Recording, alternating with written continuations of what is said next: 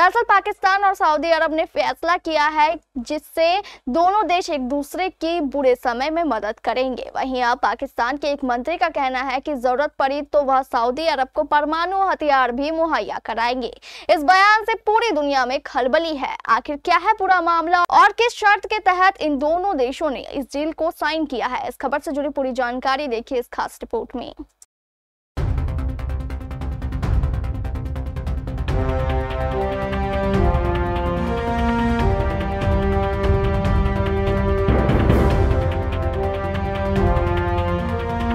पाकिस्तान और सऊदी अरब का एक समझौता इन दिनों अंतर्राष्ट्रीय पटल पर छाया हुआ है।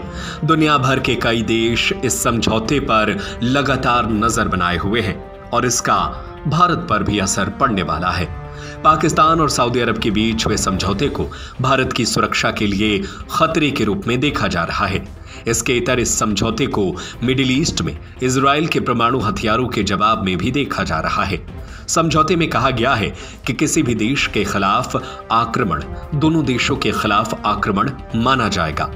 एक्सपर्ट्स की माने तो पाकिस्तान के साथ समझौता करके सऊदी अरब ने खुद का उस परमाणु छतरी के भीतर शामिल कर लिया है जो अब तक मिडिल ईस्ट में सिर्फ इजराइल के पास है।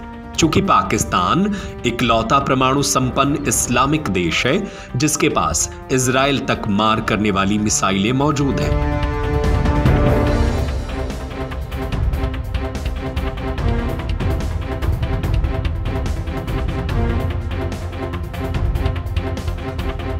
पाकिस्तान के साथ इस समझौते ने सऊदी अरब को प्रभावी रूप से पाकिस्तान की परमाणु सशस्त्र सेना का साथ जोड़ दिया है।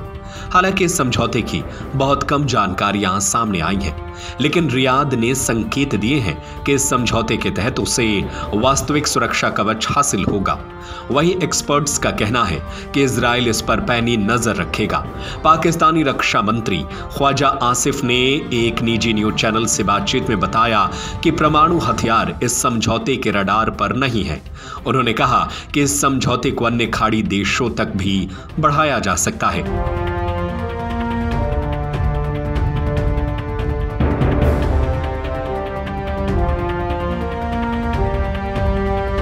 ख्वाजा आसिफ ने कहा, हमारा इस समझौते का इस्तेमाल किसी भी तरह की आक्रामकता के लिए करने का कोई इरादा नहीं है, लेकिन अगर दोनों पक्षों को खतरा होता है तो जाहिर है कि यह व्यवस्था लागू हो जाएगी। खाड़ी अरब देशों ने कहा कि इजराइल ने पिछले हफ्ते कतर पर हमलों के बाद खुद को एक सीधा खतरा साबित कर चुका है।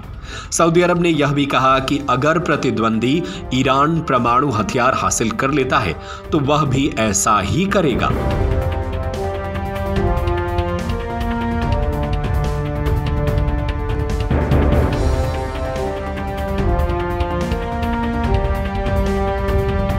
यह पूछे जाने पर कि क्या पाकिस्तान अब सऊदी अरब को परमाणु छत्र प्रदान करने के लिए बाध्य होगा, एक वरिष्ठ सऊदी अधिकारी ने रॉयटर्स को बताया, यह एक व्यापक रक्षात्मक समझौता है जिसमें सभी सैन्य साधन शामिल हैं।